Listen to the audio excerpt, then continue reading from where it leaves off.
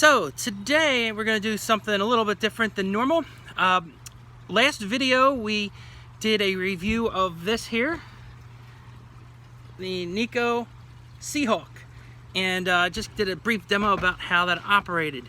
Today we're going to put it to the test against a more modern toy radio controlled ship, and that is going to be this one right here. This is the Surf Splasher. It is made by Fastlane.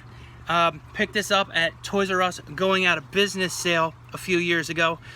So it is new, but it's a few years old new. So it's new old stock, put it that way. And we're going to put it to the test. So let's see which is faster, vintage or modern. Okay, here we are at the pool, and again we're racing the vintage Nikko Sea Hawk here versus the more modern Fastlane RC radio controlled boat as well. Now these are what I would call a budget toy class of radio controlled boat. They're on the low end of racing these days, toy quality, and as I was explaining earlier, the more modern ones, they do have the two-pod system here where you have a twin screw or propeller, and you use that to both propel the ship and to steer. And this one here we have, in the vintage class, we have the vintage rudder style with single propeller. So we're going to see which one performs better and what race is complete without spectators. So here we got some spectators.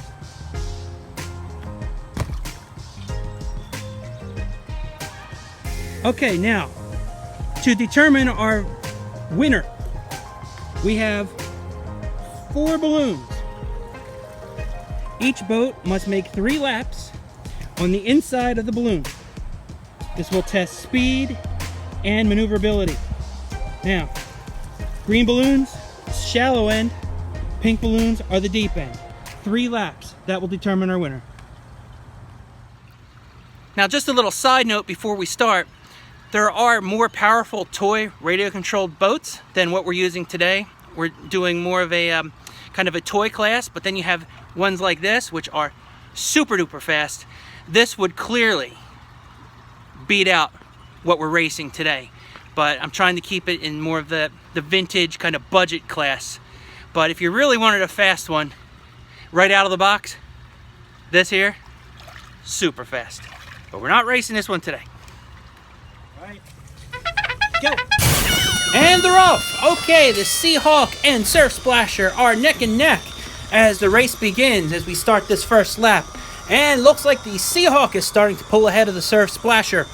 Looks like the operator of the Surf Splasher is starting to have some difficulty controlling his vehicle. And the Sea Hawk there is really starting to pull away as the Surf Splasher labors and struggles in the corner at the deep end. And the Surf Splasher is back on track, but the Sea Hawk is clearly at the advantage with its maneuverability and is clearly a full half lap ahead as we enter into lap number 2. The Sea Hawk is still doing its best to win this race, as our dog Zippy is certainly well intent on watching this race to the end as he cheers on the Sea Hawk with his barking. He's cheering him on and making the Surf Splasher feel a little left out because the Surf Splasher is a full half lap behind and is struggling. The driver is really having a hard time with the dual propeller control. He really misses a rudder. The rudder that the Sea Hawk has. So let's take a look here. The Sea Hawk has now entered lap 3 and will finish this race, unless something catastrophic happens, will be the winner and victorious over the more modern Surf Splasher. Looks like the Sea Hawk is even slowing down a little bit, taking his time, using his maneuverability.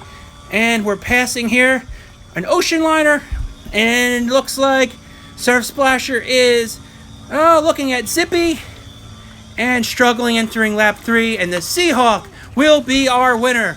The Sea Hawk is crossing the finish line. There is our winner, the vintage Nikko Sea Hawk.